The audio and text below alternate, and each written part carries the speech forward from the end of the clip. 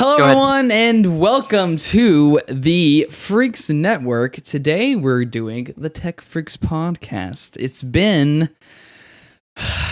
a while again. Right now, we're actually going to look up exactly how long it's been since we've made an episode. So right now, we're going to the Freaks Network on YouTube, which, by the way, you should totally subscribe to that. We will do more content regularly than what we're doing right now. I promise you that. It's been 11 months. It's been 11 months since our last episode, which this is the tried and true method of the Freaks Network. We are gone for a whole year. We come back. We make an episode that's really important. Like last time, we talked about the MCU versus the DCEU and how DCEU could possibly catch up, which, by the way, the MCU is absolutely trash right now. So better time to do it now than ever before. The one before that, obviously, Xbox buys Activision Blizzard, which, by the way, just finally went through, I'm pretty sure. So over a year ago, we talked about it. Now it's actually finally happening. And of course, before that, the Apple event Spring Loaded, which was 2 years ago. Golly. Which we do want to say that after all of this goes through, we are definitely going to do, I promise you, mark my words, we are going to do a podcast on the new Apple event that's coming out on September 13th. For the iPhone 15 and whatever. And me and I haven't told Brian this, but me and him together, once I get the 15, we're going to do a review on it. We're going to see how it works. We're going to see if we like it. Okay. And we'll do a review on it. We'll do a review on the Apple Watch X too, whenever that comes out. If it comes out this year. It should, from what I've been reading, but we know how Apple is with their last one more thing type thing, so it could be like later in September when they actually release it to the public. Or they just do a press release, which is kind of boring. Yeah. For something that revolutionary, probably not, but... Or unveil it and then wait 2 weeks before you can actually buy the dang thing, you know? Yeah, true. Which they do every year, which just is dumb. Why? Yeah. I mean, it's better to unveil the product, get us excited, and make sure it's ready before you rush it out, I guess. So, I mean, I'm glad that's the case. Same thing could be for games these days. Gosh, they're rushed out the door and unfinished. But we'll talk about that at the tail end of this episode today. But the topics today's okay. The PC port was terrible. But that's fine. That's fine. Hopefully they'll do better next time. The topics today: PlayStation has a new portable device, but it's not exactly what you might think a PlayStation portable device might be. It's called the PlayStation Portable Remote Player, and it is $200. Now, you might think, oh, great, I remember the PSP and the PS Vita. That's cool, they're back in the portable market again. Nope, not it's a quite. The PlayStation Portal Remote Player, as it's in its name, only remote plays from your PS5 to this handheld device, which is basically a DualSense controller split in half, and an 8-inch screen is slapped in the middle of it. It's basically a rip-off Backbone, if you ask me, but way worse. Pretty much. Number one, like I just said, it can. No Bluetooth on this device. So if you have, like me, I have multiple Bluetooth devices. I have my Skull Candy Crusher Evos, which a review of that is going to be on my tech channel, Brian Miller Tech. We're at 619 subscribers. If you want to help me out and subscribe there, go ahead. But a review for that coming soon on the channel. Little plug. I have AirPods Pro, Beats Studio Buds, and Power Beats. I have a lot of Bluetooth accessories for audio, right? Not having any Bluetooth support whatsoever is not only stupid, but very anti-consumer, because what they want you to do is buy their brand new Pulse headphones and Pulse earbuds that have this PlayStation Link technology, which does give you lossless audio, low latency, which is good stuff. I mean, that's great, but you can only get it through those two options.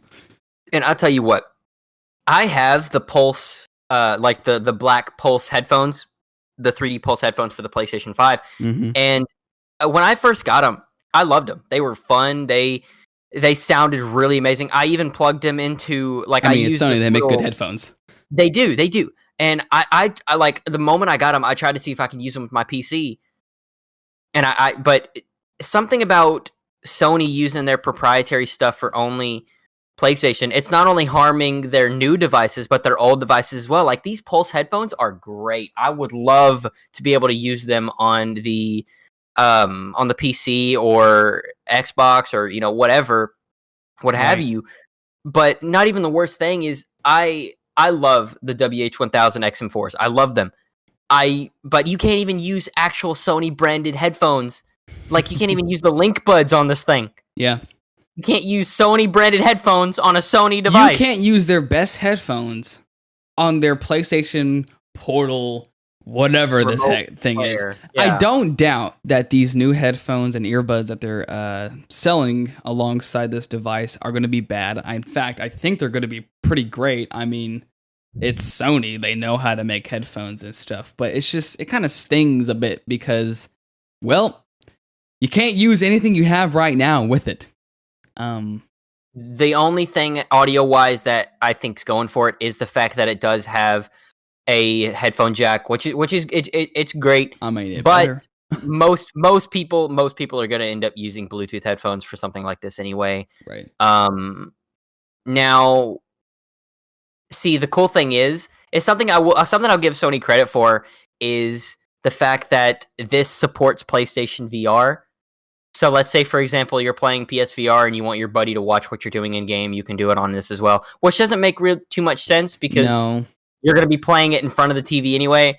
But I guess basically cool. The whole reason for this device to exist is if you're in a very small home and you live with someone, they're watching the TV, you don't want to bother them, so you pull out your little nifty PS5 remote play device, and that can play your PS5 on the couch, but not use the TV. It's the dumbest device I think Sony or PlayStation has come up with in quite a while. I mean, in my opinion, it doesn't look half bad. I mean, I like the DualSense controller the way it is, and the screen is. I mean, it's 8 inches, it's 1080p, it's 60 hertz, which it's OLED too. Which is nice. It's OLED. I bet you it's going to be a pretty nice screen, like no doubt about it. But my concerns with it is that you're streaming it from the PS5 to this device. There's going to be latency. There's going to be like artifacts while streaming. It happens all the time. Like, I use the Steam Link, like the Steam streaming to my Apple TV.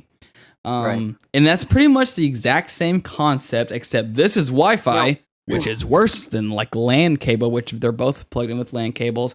It works good enough. I mean, I can play NBA 2K, Hogwarts Legacy, or Mortal Kombat X on my living room TV. And it works great. I mean, it works pretty good. But there's always artifacting, especially when there's fast motion. So, I mean, you might not be able to tell on a smaller screen than like a TV. But, I mean, still, it's not going to be the best PlayStation experience regardless of where you're at, unless you have the absolute best Wi-Fi in the world. So I have an iPad, the iPad Pro, and there have been some times where I've just been chilling in the living room. People are over. I don't feel like going in my room and being, whatever. I've pulled up my iPad and played the PlayStation Link on the iPad with the DualSense, and on games like Ratchet and Clank, Spider-Man, God of War, those PlayStation exclusive type story games, it's fine. But if you're trying to go out here and play Warzone or, Far Cry or anything like that. Any like competitive, like multiplayer game, competitive, it's just not gonna work. Or any shooter in general, really, it's not really gonna work.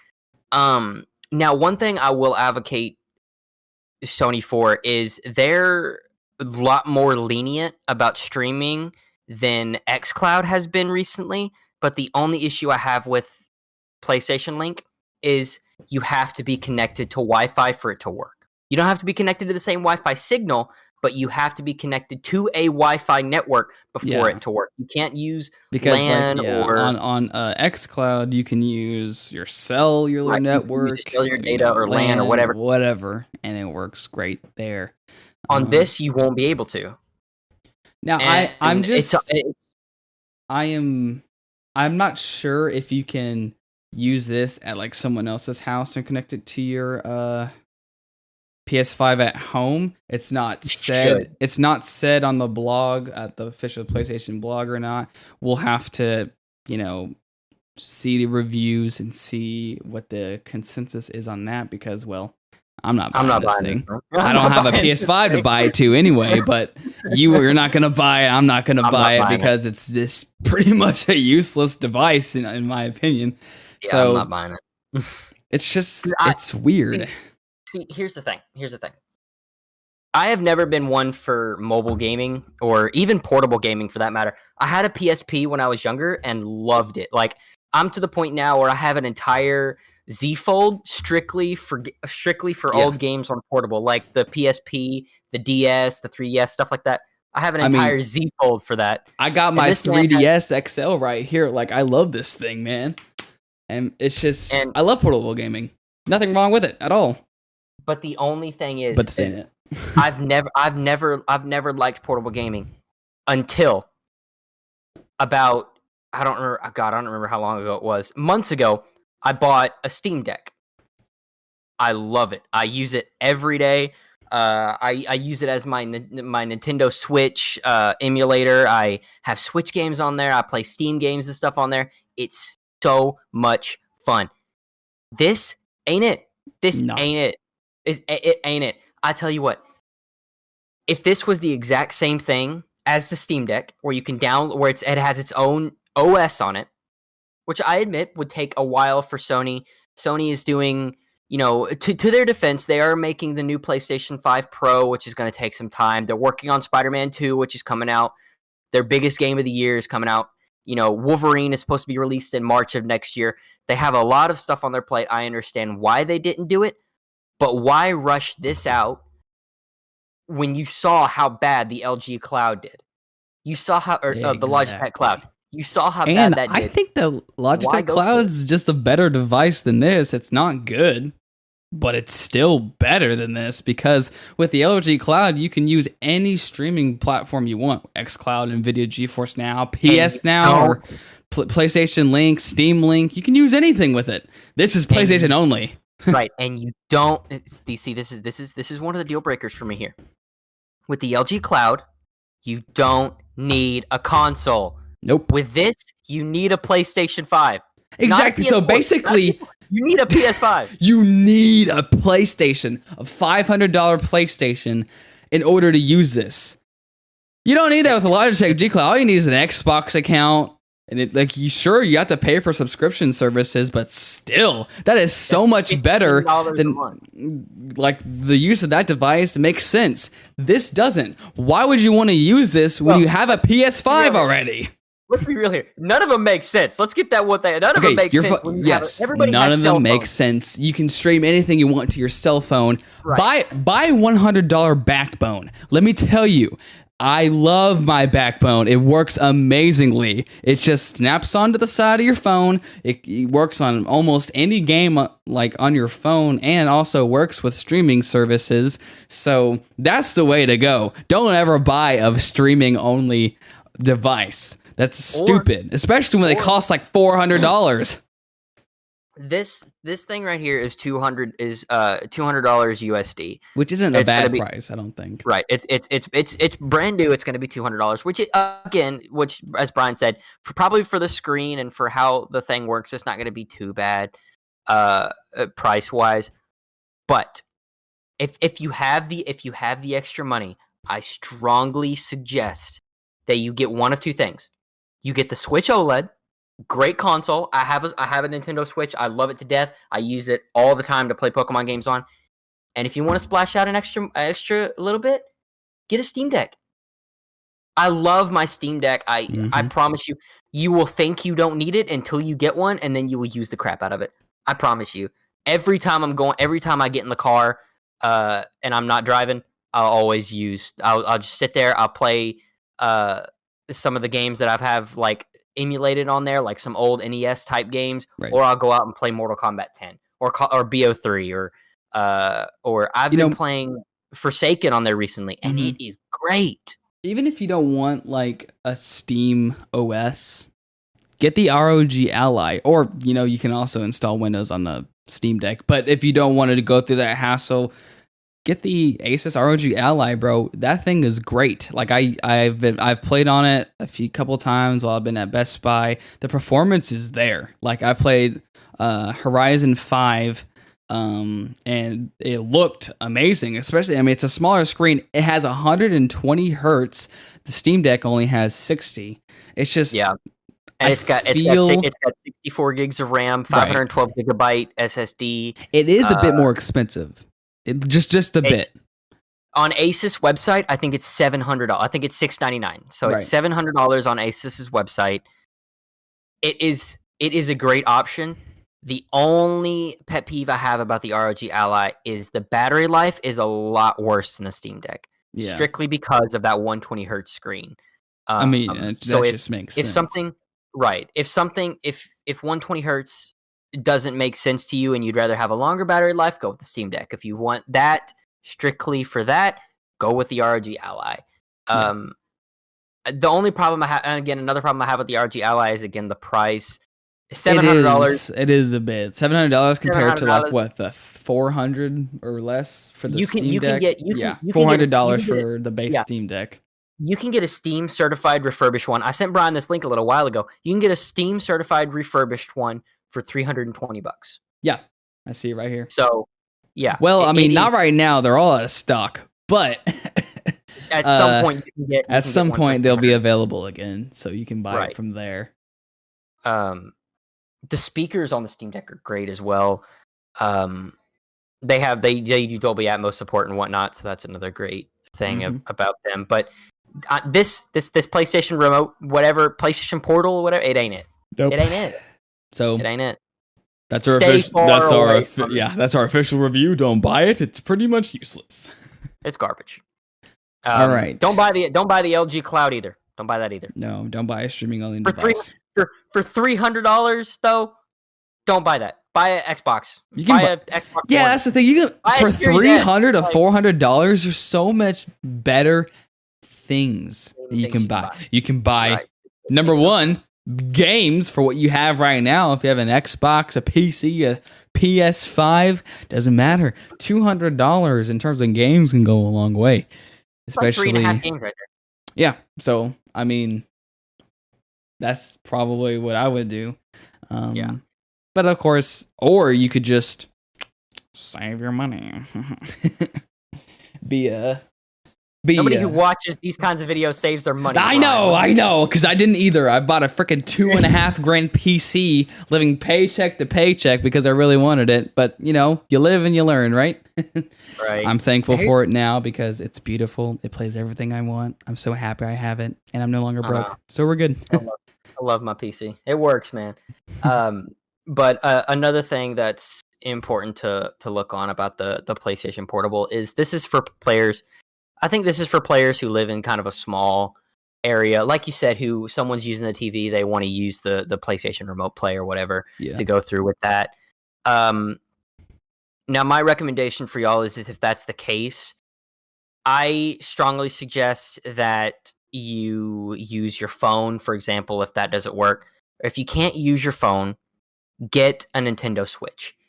I promise you, you will not be disappointed in a Switch. There's a reason that it's up there to be one of the highest selling consoles of all time. It's a great console. I'm pretty sure it passed the PS4, which was over 100 million. Yeah. Right now, it's like over 100 million. Probably. Let me look it up. Actually, I don't know, Switch. I've had my Switch. I have the first generation Switch, the first Mario generation one, the pre-patch. I've had it since it released. 126 million units sold. That is. Is that including the Switch OLED as well? Yeah, that includes. I mean, it includes all Switches. It's what they all do. Yeah, if that's the way things are, strongly suggest getting a Nintendo Switch. You won't be disappointed. And if you can't get the real one, get the Switch Lite. I mean, there's nothing wrong with getting the Switch Lite. Brian's had one. I haven't had a Switch Lite because I've always had the regular one. But if you prefer, spending that, keeping that under $100 extra to buy games for it. If you got $300, spend $200 on the Switch Lite, buy $100 worth of games, and you'll be solid. Again, if you're a PC gamer and you want stuff like that, get a Steam Deck or get a ROG Ally. It really depends on what works for you. Again, if you want this PlayStation Portable or this PlayStation Portal, whatever the frick, and you go and buy it, I'm not gonna stop you. I'm just saying it's not worth it, in my opinion. Yeah. But again, each to their own. Will I buy it? No. I will not buy it. No, I won't buy it. But as a PlayStation user, I still won't buy it. I buy a lot of PlayStation's crap. Like, I have the stupid PlayStation 5 remote, like media remote. Oh my gosh. Don't sleep on the remote, though. I'm telling you. I love it. You have a controller for a reason. It works the same. Yeah, but I love keeping my controller plugged in. You can leave me alone. Plugged in. But doesn't make any sense. But yeah, will I buy it? No, I will not buy it. All right, I will not buy it. You heard it here, folks. So, don't buy it. So we went from something stupid to something a little serious. I mean, it's still stupid, but it is still stupid, but it is a little serious, a little more serious. So we all know who Linus is. Linus Sebastian, former CEO of Linus Media Group. Now he's just the CVO, which is like the Visions operator person now, because it's a new CEO there. Cool, great. What's up with Linus Tech Tips, you might ask?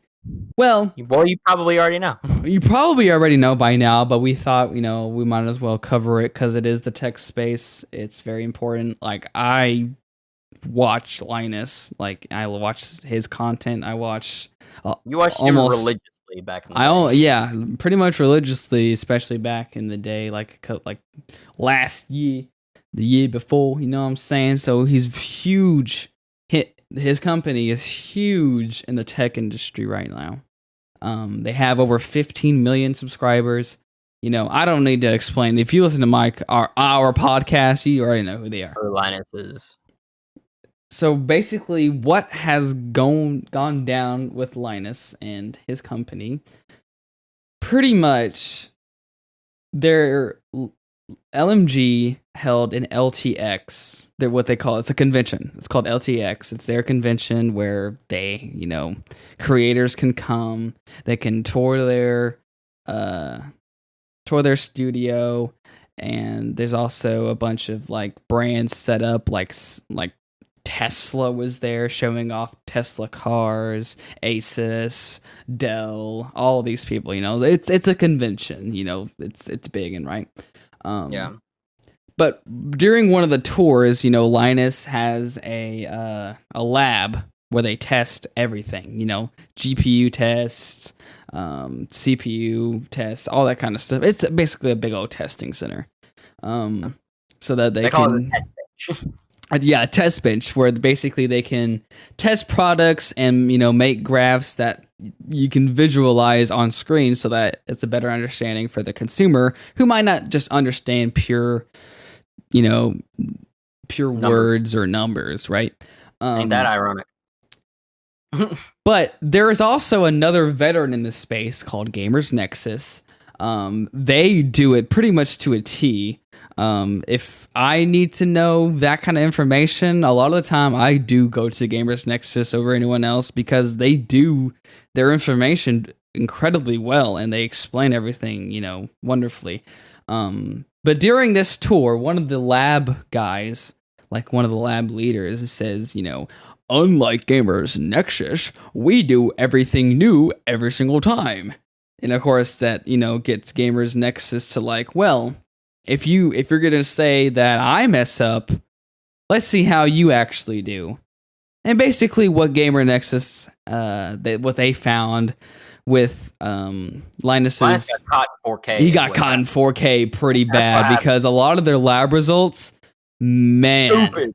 Inconsistent, and the graphs make no sense. So one example I'll give, because I'll be 100,000% transparent with you. I don't know anything about making graphs, about test benching, or anything of the sort. And also, it is okay to make mistakes because guess what? We're all human. We're not arguing that.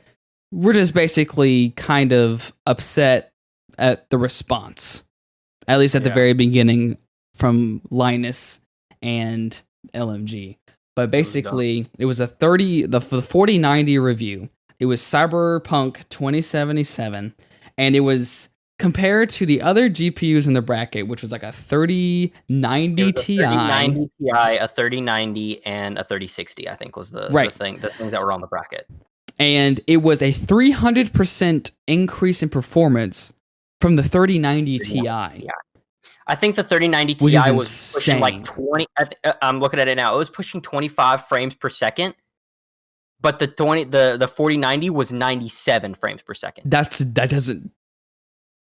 I'm sorry, but that's not how that works. That's huge error, like gross human error right there. I mean, what Gamer Nexus was trying to make, like the point they were trying to make with the initial video. You're gonna talk about us. We're gonna talk about you. Like we just gonna expose you. But also, not even to like get onto them in like a dramatic way, but like to point out the fact like, hey, if you want to be that kind of channel where you're very informative and you like preach that we're right, like we're trying to give you the best examples, the best metrics, the best graphs, you gotta back it up. Right way. Right. Don't just throw numbers out of here and expect something to go down. Right. Which I've thought about in the past, that sometimes I thought Linus just throws that Linus Media Group, not Linus on his own, just this, when I say Linus, I mean Linus Media Group, just throws out numbers out of the blue. It's a very trust me, bro. Yeah. Like very much so that kind of environment at LMG, I feel like, because every time I watch the WAN show with Linus and Luke, it's very trust me bro energy whenever they talk about anything, where they kind of just pull stuff out of thin air, but they like try to convince you that that's exactly right. Or Linus will go on just long terrible rants and Luke is like, hey Linus, you gotta calm down a little bit. Yeah, because Linus as a man is incredibly emotional, which is totally fine. I'm an emotional man too. There's nothing wrong with emotion, but whenever you're making responses, they got to be professional. You have to leave emotion out of it because you have to acknowledge you made a mistake. Right. When you're out here running a multi-million dollar corporation, because see, that's the thing. Linus Media Group is not just a YouTube channel anymore. It's a brand. No. It's a company. It's a big company. It's a full company with tons of workers, tons of assets, stuff like that. When you're in the public eye like that and you're holding such power, I guess, you definitely have to be careful about what you say about other companies, because a lot of more times than not, I'm sure if you go back and look at my channel when I've talked about devices and stuff, I'm sure I've made a couple mistakes. Exactly why I've made mistakes. You have to be careful about what you say in the public eye about other brands, because other brands could easily go out and find a mistake that you made, and it could be 10 times worse. This is one of those karma bites you in the butt situations where you just have man. Mm-hmm.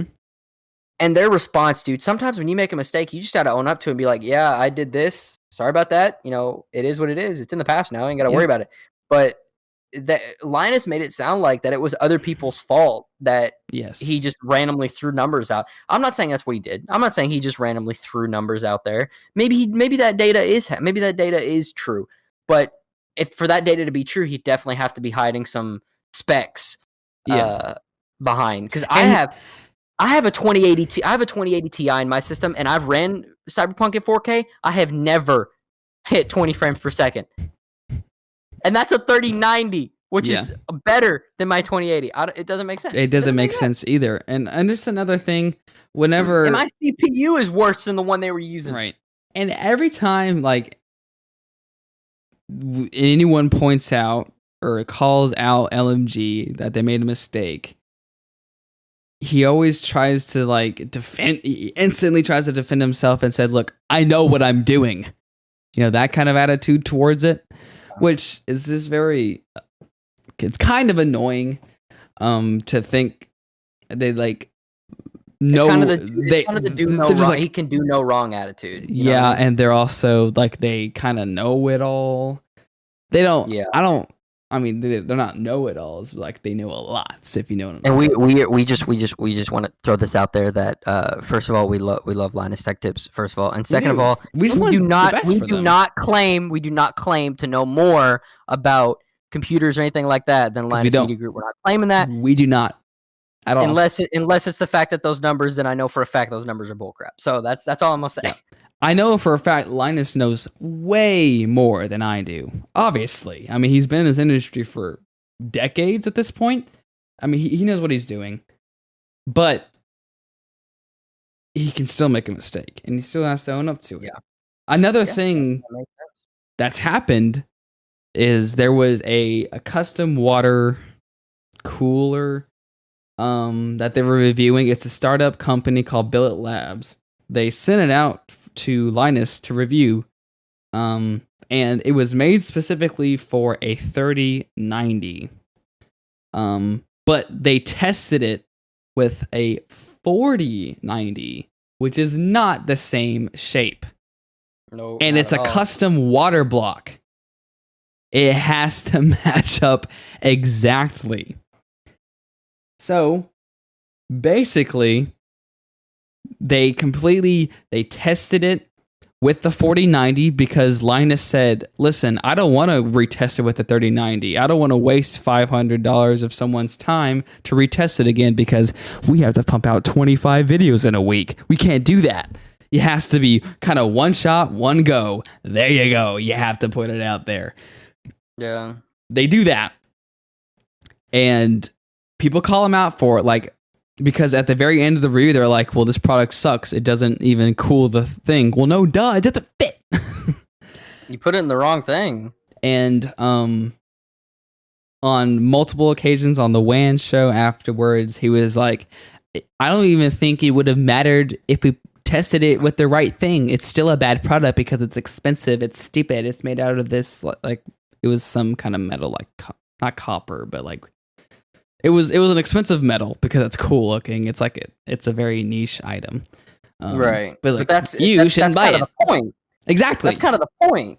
So that doesn't mean it's a bad product just because it's a niche item. Like, and it's expensive. Like, no duh. Right. People thought that the Steam Deck was a niche item, that it was stupid, that it was just over expensive for no reason, and now everybody wants one. That's the whole point. Yeah. So you can't doubt it for that. The response was bad. But what to is say the least. Even worse, remember, the people who made this cooler is a startup company. Like, they don't have a lot of money, right? At the aforementioned LTX I mentioned before, their convention, they auctioned off this water block after Billet Labs requested that prototype be sent back to them. So, yeah, they auctioned off this water cooler, even though the company that lended it to them said, hey, we would like that back, please. It's a prototype. Can we have it back? And they auctioned it off. Now, since that has happened, there has been multiple emails between Billet Labs and LMG. In the response video that LMG made to all of this drama, which we'll get to in just a sec, they claimed that there was an apology email sent out to Billet Labs, but it was lost in like the process. So whatever. But they sent out the check of like the evaluation of the item, but still, the fact that you auctioned off an item like that, a prototype item, is kind of idiotic to me. Like, why would you ever think of doing that? Especially if you don't technically own the darn thing. I know it was auctioned for charity, but that doesn't make it even better. Yeah, it doesn't. It doesn't. Now, the heat of most of the stuff with LTT sort of died down after a little while until an old employee, an ex-employee now named Madison, is that her name? Yes. Came forth about some pretty serious allegations against Linus Media Group's workplace and against the employees that she was employed with.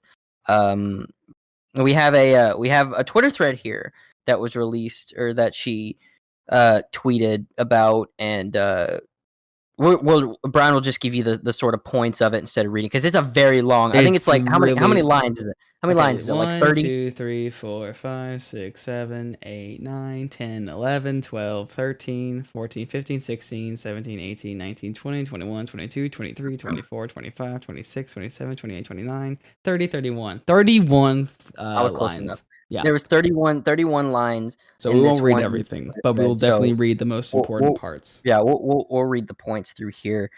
If you want to go ahead and give us the points. Yeah, number one thing though, I remember Madison. Like whenever she was on the first like Intel Tech upgrade, not even as an employee, but just as a random person, like a normal person, just on that video. It was really cool to see her. I remember, like on Twitter, like tweeting at LMG, hey, y'all should hire her, because she like wanted the job, right? It was like very public about it. They were like, should we hire Madison? That kind of stuff. Like it was at the time, it was great. It was fun, Yeah. It was a fun hashtag to play with. And after like a week or whatever, she was employed at the company. She was on a couple like tech linked episodes. She hosted a couple of episodes. She did a good job. I was like, wow, Madison's there. That's awesome.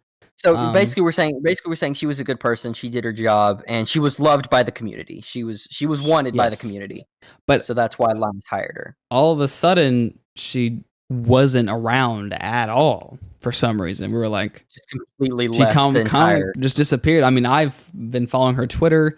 I mean, she just does her own thing now. She streams on Twitch at this moment of time, which is Soup on Twitch at twitch.tv/soup on Twitch if you want to give her support or whatever. We'll put it in the description so you can go and we'll put all the stuff, all the links to all of our resources and all of our because we're not saying this out of our booty cheeks.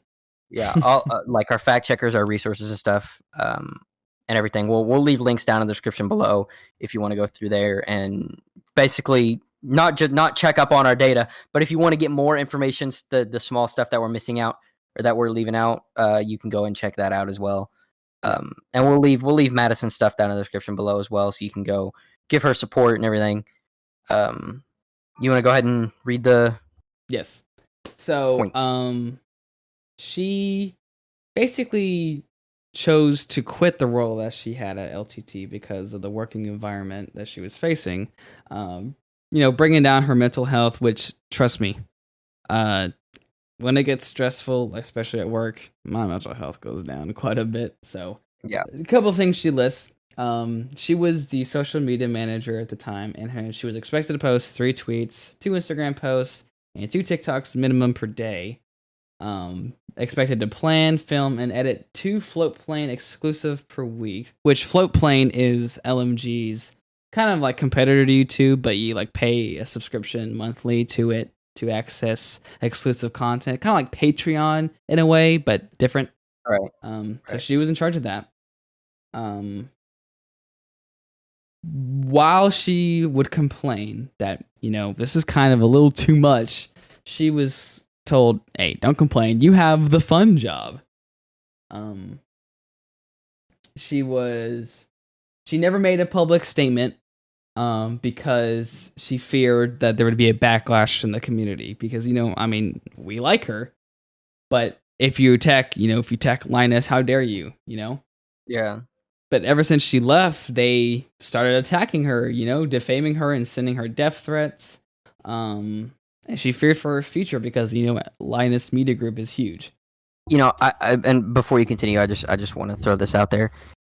If you go online, if you spend your time going online and sending death threats to people, you are a terrible human being. Yep. You are a terrible person. Do not go send death threats to people. Don't go tell people to kill themselves. Don't do anything stupid like that. If you do stuff like that, I'm not saying that there's any time that it's okay to do this, but especially if no one does anything wrong and you just want to do it for no reason, you are a terrible person. And you definitely need to take a look in the mirror and see where your life is headed, because it's not going very well. It touched some darn grass, boy. Yes. Thank you for that, Ethan, for speaking for pretty much everyone in the room. Yep.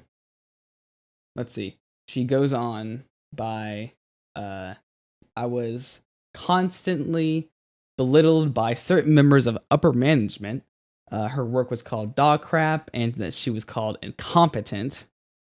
When she tried to reach out to managers to get help, they would just tell her to put on her big girl pants and be more assertive.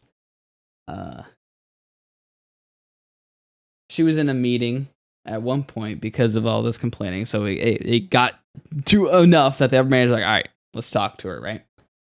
Right. In the meeting... I bet the only reason they decided to do that was because they were afraid that she was going to decide to do something ridiculous and, like, dename their brand or whatever. Probably. She says, in that meeting, the writer's room was pointed to, and I was asked, do you think any of those people would have a hard time getting a job? I said no. Quote, I said no. Keep in mind that this was about a month into working there. I was then pointed to and asked, what about you? And she says, I was scared. I remember asking, are you going to fire me? I was laughed at and told to stop being so pessimistic, as if my job and ability hadn't been vaguely threatened. I was then asked to agree to a verbal, no-drama contract. The verbal part is important. In this moment, I realized I was no longer considered part of the team. I was now a threat because I was putting up a fuss when I believed I was being treated unfairly and inappropriately. The verbal agreement wasn't right, and it was a behind-the-scenes warning with no record. And just another thing is she experienced sexual harassment. She was apparently grabbed multiple times, and of course, just a very kind of like sexist environment where, they tell her, you suck at your job. You have the easy job. Yeah, the easy job. Put on your big girl pants. Calm your tits. Like, that was a phrase used. And again, as we are, we want to.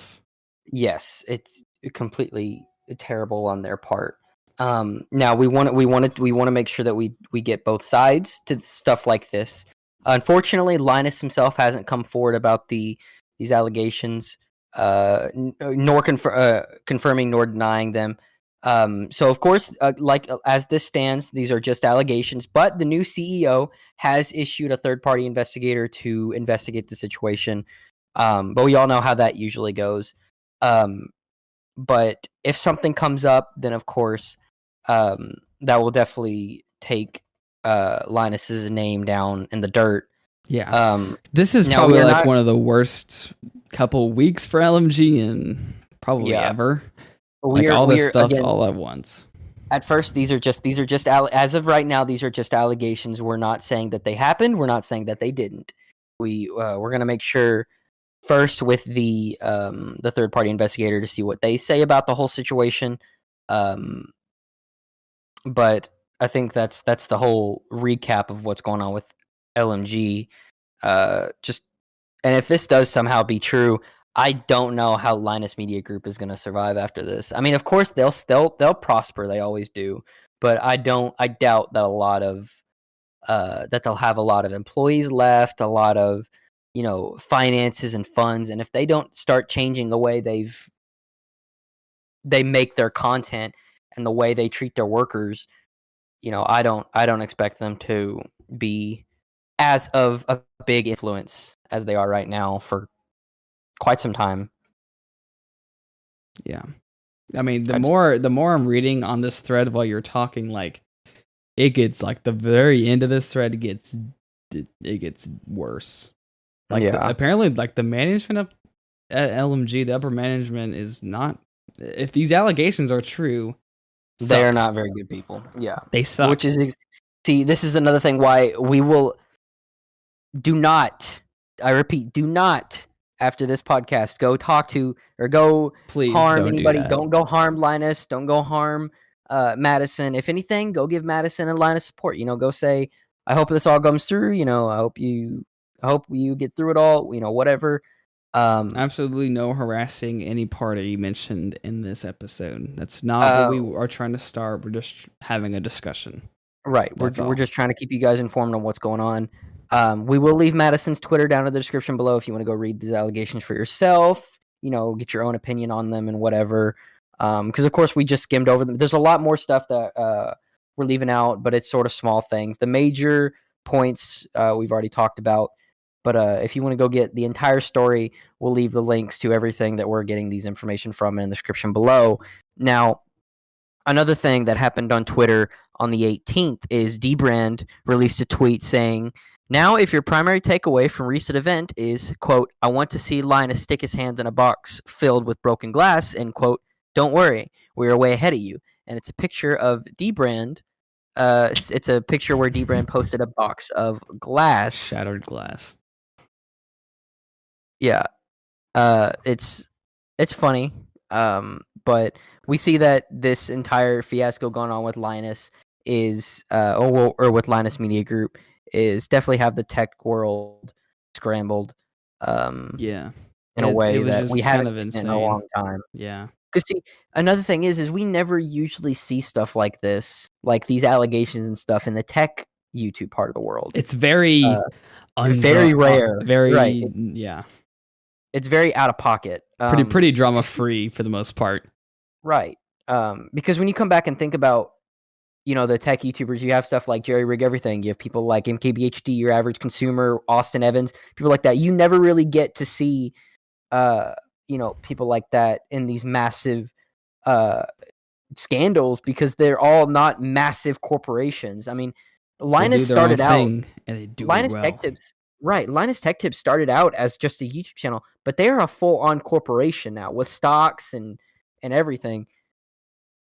I think that was probably Linus's biggest downfall, was being so big to the point to where they just created an entire corporation based off of this stuff. But I mean, what do I know? I'm just a kid from Kentucky. So what do I know about we're just little people from Kentucky trying to get our podcast started up and our YouTube channels going. I mean, but still, makes no sense. What they've done is they put self-imposed deadlines. Right. Trying to push out 25 videos a week is insanely hard, and to do that and not make any errors as well is also insanely hard. So I mentioned before they had a response video to everything except the Madison incident, because the Madison incident came like an hour before the video was posted. So the video was already made and edited and all that stuff. It was just uploading at that point. Right. And it was just weird tonally, because in the video, they were still making jokes about sponsorships, which was very weird because, this is a very serious matter. The video was monetized at first, and at the very end, it just felt like, they said good stuff, like they're going to change a lot of what they're going to do. And at the very beginning, they said, we do way too much. We need to slow down. And I agree. Yeah. 25 videos in 1 week, every single week, is way too much. Especially, I don't care if you have 100+ employees. That's too much. When I started doing YouTube years ago, I first started out doing 2 videos a day. I would record it, edit it, render it, post it, and then I'd take like a 2-hour break, then I'd do the same thing over again. Yeah. And each editing and rendering thing would always take like an hour, 2 hours. Because back then I had a terrible computer. I had like this old pre-built that we bought a while ago that I'd use this cheap editing software. My dad had pirated Sony Vegas, and I would use that, the old Sony Vegas, thief, and we would use that. But even 2 videos a day still was ridiculously tough to do. 25 videos a week. Like, I can't imagine I don't know how. It's too much. So that's 5 videos a day. Around 5 videos a day, which is ridiculous. So basically what they said in the video, we're taking a week hiatus pretty much. We're stopping all production to figure out what we got to do to put in new systems and fix what's wrong. Right. And now they have an investigation going on, and someone's probably going to get fired. It'll most likely be longer than a week before they start. I feel like it's going to be way longer than a week now. Yeah. Because we probably won't see anything. We probably won't see anything from Linus until mid, maybe late September, early October is probably something when we'll see something. We will keep an eye on October, but maybe like September. We'll keep an eye on Linus's Twitter. And keep you guys posted on there. Also, follow the Freaks Network on Twitter. Link in the description below. Freaks_podcast. Thank you very much. A selfless little plug, but we'll keep their stuff in check, and we'll keep in mind what they talk about on anything new that might happen on the next episode. All right. Anything else on this matter? No, I think I'm ready to move on because this is kind of sad. Good, because I have good news. Yeah, baby. I have great news. September is a wonderful time of year because not only does Brian start becoming an old man. I'm 20 this month. Well, September. Yay. Yeah. But the fact that it is the rise of Ubisoft. Now, you go back and look. Go back and look at the older Ubisoft titles, the ones that have came out recently. Far Cry 6 died in like a month. Yeah. The Assassin's Creed games, not very good. Ghost Recon Breakpoint, still terrible. It's crazy to think that their most played game now is Rainbow Six Siege, which was released in 2013. A very, very old game. Really? God, 2015. I'm about to say 2013. Wow, misinformation, Linus. No, December 1st of 2015 is their most played game as of now, which is ridiculous considering they have a new Rainbow Six that came out recently. Extraction, and it sucks. It is not very good. But Ubisoft is making a comeback with the Crew Motorfest. Now, those of you who have not seen gameplay on the Crew Motorfest, go find it after this podcast. After this podcast, go find it and watch it and tell me that is not one of the greatest racing games you have ever seen. Now, hold on. There's other games in September that are pretty amazing that we're going to talk about and I'm super excited for. Let me rephrase. One of the greatest racing games of all time. Now, did I say one of the greatest racing games? No, you said game. You just said game. It might even be one of the greatest games of all time. I don't know. The Crew. Now, everyone is talking about the downfall and the corruption of Forza Horizon 5. I don't have much to talk on that matter other than the fact that I loved Forza for the longest time. Horizon 4 was when I really started playing Forza. I didn't really play the older ones. I was a PlayStation guy. I played Gran Turismo and the Crew and Project Cars, stuff like that. But Forza Horizon 5 and 4 was a great game. The only issue I have with Forza Horizon 5 is the fact that I feel like you get everything way too early. There's no progression system in that game. And that's something that the Crew Motorfest is going to have a lot of, and I'm stupid excited for the Crew Motorfest. Like I said, if you haven't seen any gameplay on it, go look at the gameplay. You will see that it is racing game on steroids. Yes, it actually looks pretty fun. Not only that, but the game that everyone's been waiting for from Ubisoft, Assassin's Creed Mirage. They're back to the old Assassin's Creed ways. something I love even more about it is the standard edition is only $50. $50, not 70. It's 20. 50. The deluxe edition. The deluxe edition is the price of a regular game 4 years ago. Yep. Oh, I freaking hate this generation. Stupid $70. I hate it $70. So much. The deluxe edition is the same. The deluxe edition is the same price as a game released yesterday, which is ridiculous. It's ridiculous, but whatever. And one more game that I want to highlight here is Star Wars. What was it called? Star Wars Outlaws. Yeah. Sorry, I forgot the name of the game for a second. I was gonna say Outriders, but that didn't sound right. First Ubisoft Star Wars game ever, which is just first of all weird, out of the blue. Like I just think EA and LucasArts, and that's it.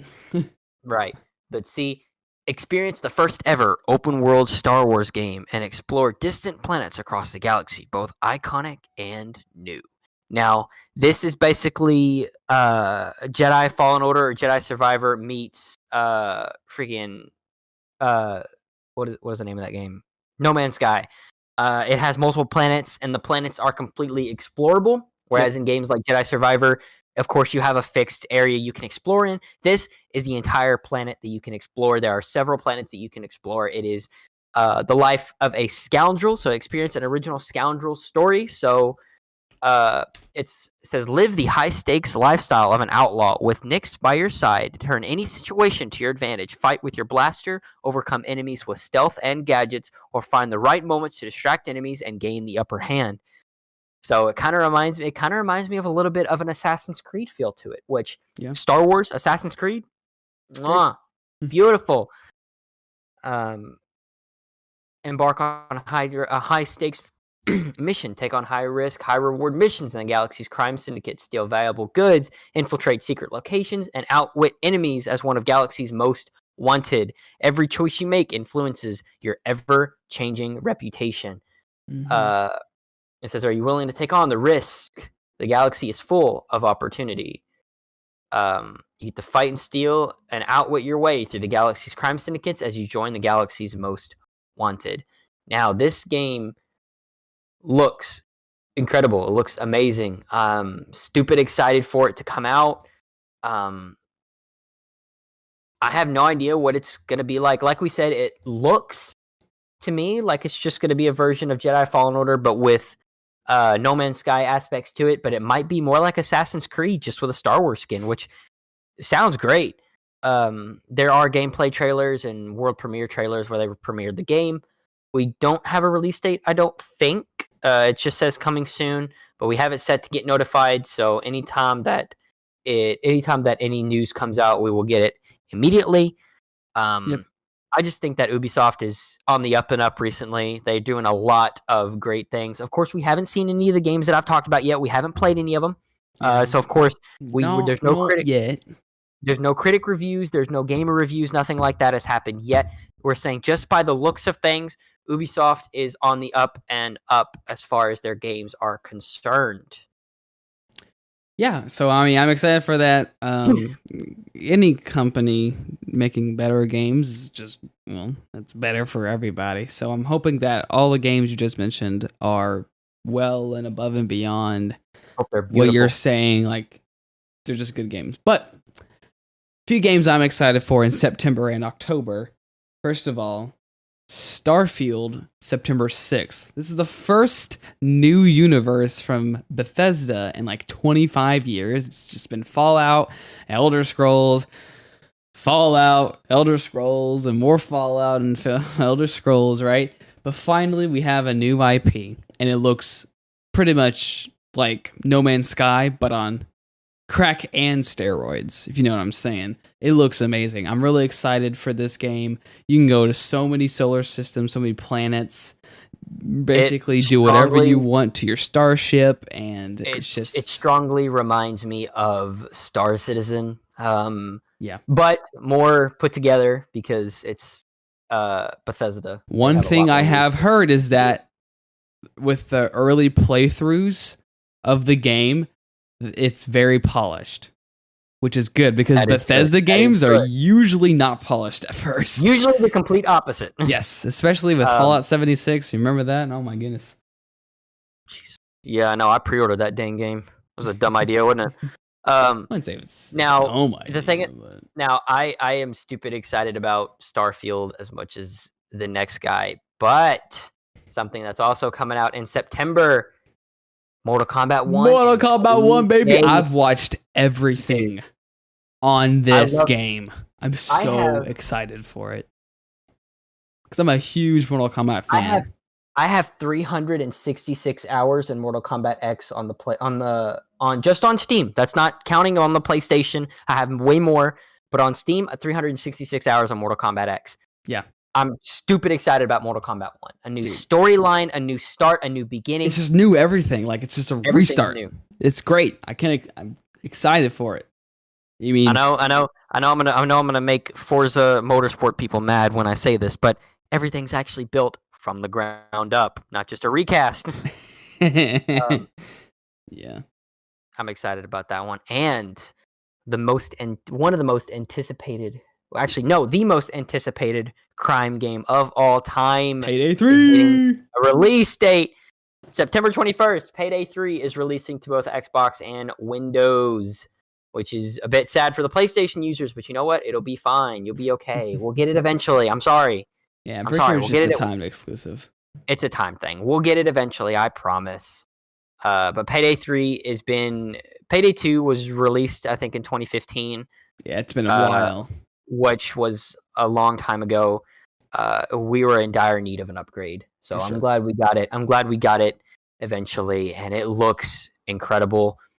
I'm excited for everything that has to come in September. Yeah. But October is where it is at. We got some games coming, boy.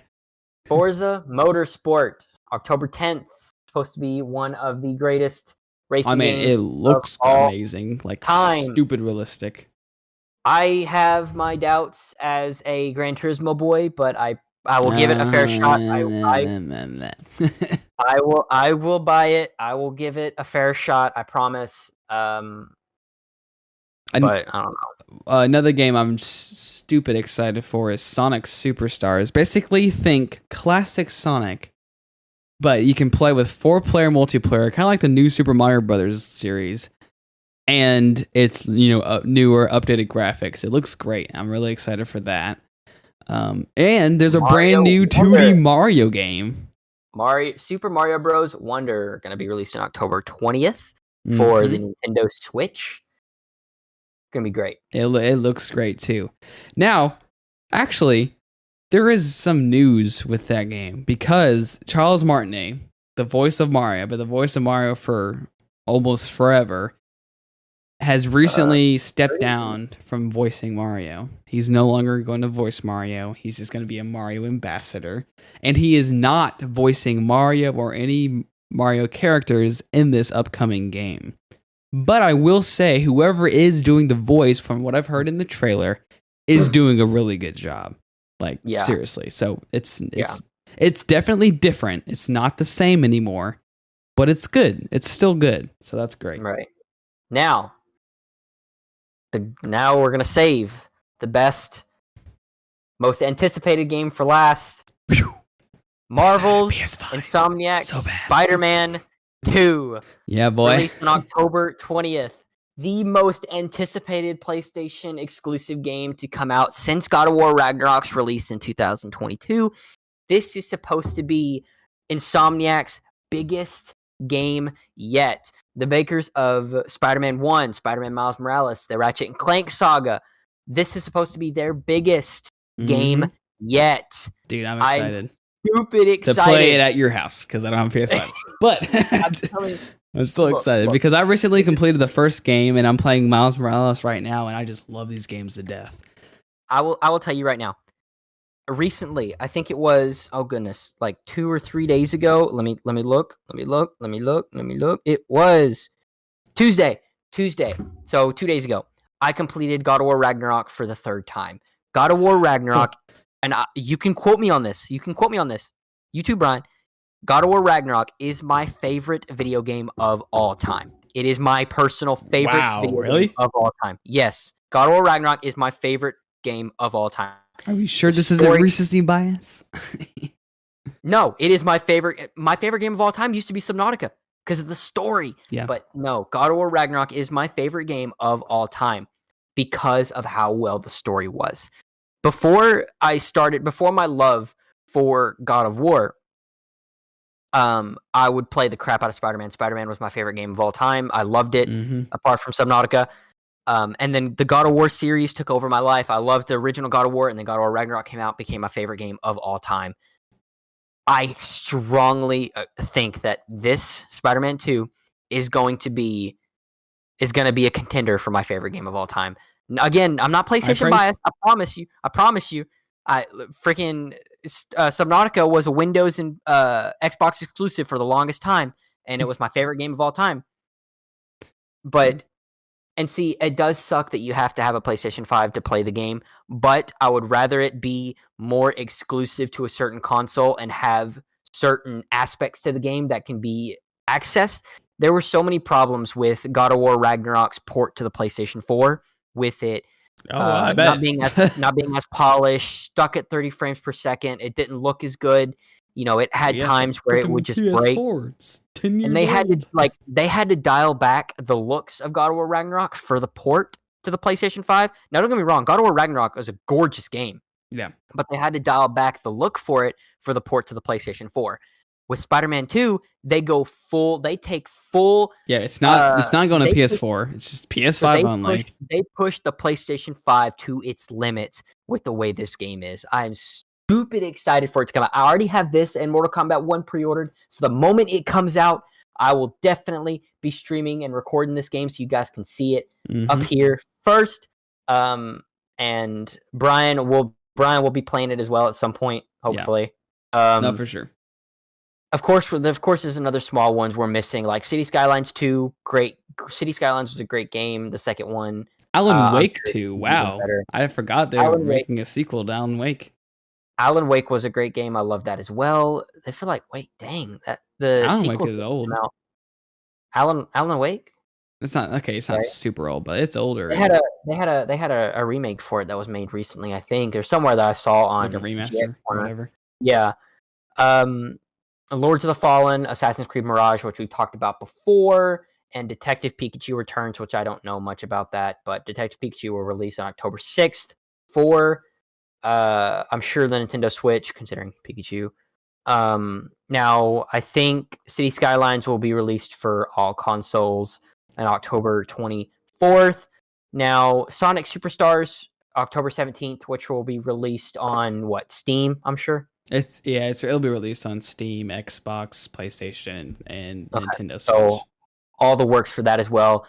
Assassin's Creed Mirage will be released October 12th with all consoles in support of it. So starting off with Ubisoft Connect, Xbox, PlayStation, stuff like that. Spider-Man 2, like we said, strictly PlayStation 5 release. Of course, I'm sure it'll come to PC at some point. But probably about a year or a year and a half after whatever. Forza Motorsport will be released in October 10th, which will be released for Xbox Series X, Xbox Series S, and PC. I don't think that it will be coming to Xbox One. I could be wrong, but I think I read somewhere that it isn't. You'll have to look that up and check me on that. I have no idea. Alan Wake will probably be PlayStation, Xbox, and PC as well. Ghost Runner 2, which Ghost Runner was a great game. It'll be on PC, I know for sure. I'm not sure about anything else. Now, I think that is it as far as the big games in October that will be coming out. So we have a lot to look forward to in the next 2 months, in the next 2 months. And great. Wonderful. And we have a lot of more games coming out later in November and December. I don't really remember what at the top of my head, but we'll talk about those in the later episodes of the podcast. For sure. GTA 6 leaks and rumors and stuff. We haven't gone through any of those because we haven't found anything that's set in stone yet. But once we get something set in stone, we'll definitely talk more about that Tell you what, I'm ready for that game to come out because GTA 5 has just been around too long. I love GTA 5, man, but I bought it too many times. Right. New time for everything, new thing you get. I know. The new iPhone 15 is supposed to be announced September 13th, so I'm definitely excited for that event. Like we said before, we will definitely do a review on that when we get it. We'll probably upload it to Brian's channel because I don't have a tech channel, but you want to go ahead and plug your channel again? Yeah, man. It's Brian Miller Tech on YouTube. As I mentioned before, we're at 619 subscribers. We're popping off right now. Recent short has almost 30,000 views. New headphone review is going to be published. Or we'll leave it. Edited, recorded, all that good stuff soon.